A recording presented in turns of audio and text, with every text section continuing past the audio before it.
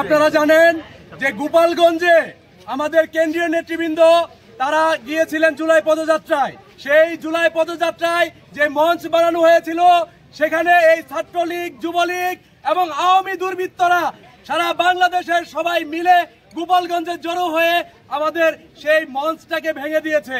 পরবর্তীতে শত বাধা উপেক্ষা করেও আমাদের জুলাইয়ের যে যোদ্ধারা, আমাদের যে এনসিপির কেন্দ্রীয় নেতৃবৃন্দ, তারা জীবনের রিস্ক নিয়ে সেখানে গিয়ে স্লোগান তুলেছিলেন মুজিববাদ মুর্দাবাদ।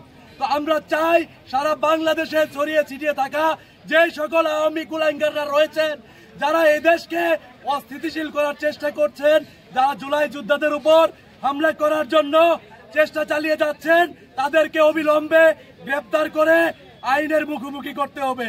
গোপালগঞ্জে পৌঁছানোর পর পথসভা শেষ হওয়ার পর এই আওয়ামী লীগ, ছাত্রলীগ সকলে আমাদের এই জুলাই যোদ্ধাদের উপর হামলা করে।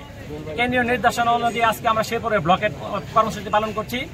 আমরা অতি সত্বর আমাদের ভাইদের উপর যারা হামলা করেছে তাদের বিচার চাই।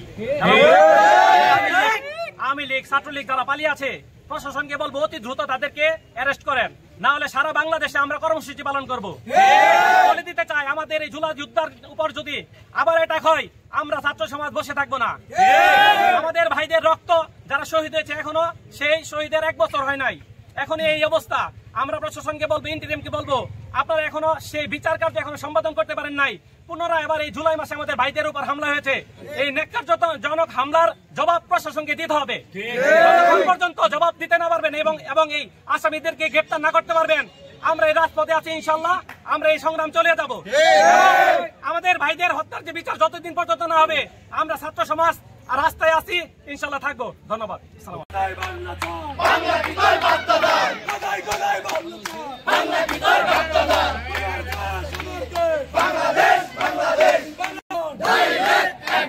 মুজিববাদের বিরুদ্ধে ডাইরেক্ট অ্যাকশন, আওয়ামী লীগের বিরুদ্ধে আমার দেশ, আমার দেশ, বাংলাদেশ, বাংলাদেশ, বাংলাদেশ, বাংলাদেশ।